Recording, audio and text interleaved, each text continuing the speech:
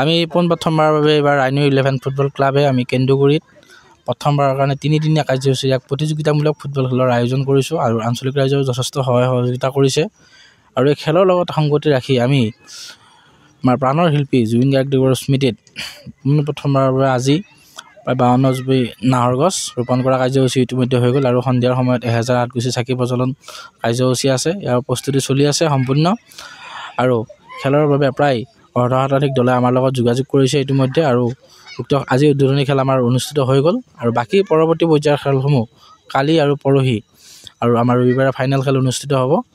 আঞ্চলিক ৰাইজৰ যথেষ্ট সহায় সহযোগিতা এতিয়ালৈকে আমাক আগবঢ়াই আছে আৰু পৰৱৰ্তী পৰ্যায়তো ৰাইজৰ সহযোগিতা আমি আন্তৰিকতাৰে আশা কৰিলোঁ আৰু মই আঞ্চলিক ৰাইজক পুনৰবাৰ ধন্যবাদ জ্ঞাপন কৰিম যে উক্ত খেলপথাৰখন আমাক দিয়াৰ লগতে এখন সুন্দৰ খেলৰ পৰিৱেশ এটা আমাক এতিয়ালৈকে তেওঁলোকে দি আহিছে। তাৰ আটাইলৈকে পুনৰবাৰ ধন্যবাদ জ্ঞাপন কৰিলোঁ। আমি পোনপ্ৰথমবাৰৰ বাবে জোনাকী পথাৰত এইবাৰ ৰাইনো 11 ফুটবল ক্লাবৰ সৌজন্যত জুবিনদাৰ স্মৃতিৰ প্ৰতি শ্ৰদ্ধা জনাই আমি এইবাৰ ফুটবল খেল অনুষ্ঠিত কৰিছোঁ।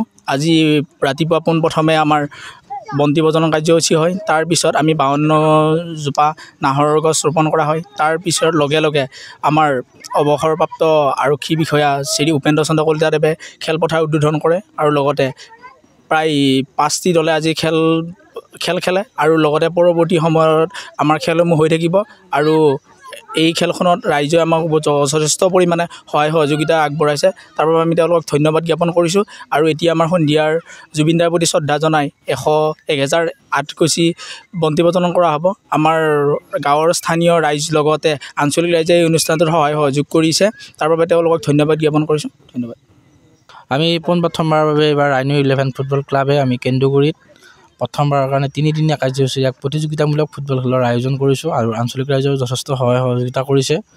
আৰু এই খেলৰ লগত সংগতি ৰাখি আমি আমাৰ প্ৰাণৰ শিল্পী জুবিন গাৰ্গদেৱৰ স্মৃতিত পোনপ্ৰথমবাৰৰ বাবে আজি প্ৰায় 52 জুবি নাহৰ গছ ৰোপণ কৰা কাৰ্যসূচী ইতিমধ্যে হৈ গ'ল আৰু সন্ধিয়াৰ সময়ত 1008 গুছি চাকি প্ৰজ্বলন কাৰ্যসূচী আছে। ইয়াৰ প্ৰস্তুতি চলি আছে সম্পূৰ্ণ আৰু খেলৰ বাবে প্ৰায় অৰ্ধশতাধিক দলে আমাৰ লগত যোগাযোগ কৰিছে ইতিমধ্যে আৰু উক্ত আজি উদ্বোধনী খেল আমাৰ অনুষ্ঠিত হৈ গ'ল আৰু বাকী পৰৱৰ্তী পৰ্যায়ৰ খেলসমূহ কালি আৰু পৰহি আৰু আমাৰ ৰবিবাৰে ফাইনেল খেল অনুষ্ঠিত হ'ব।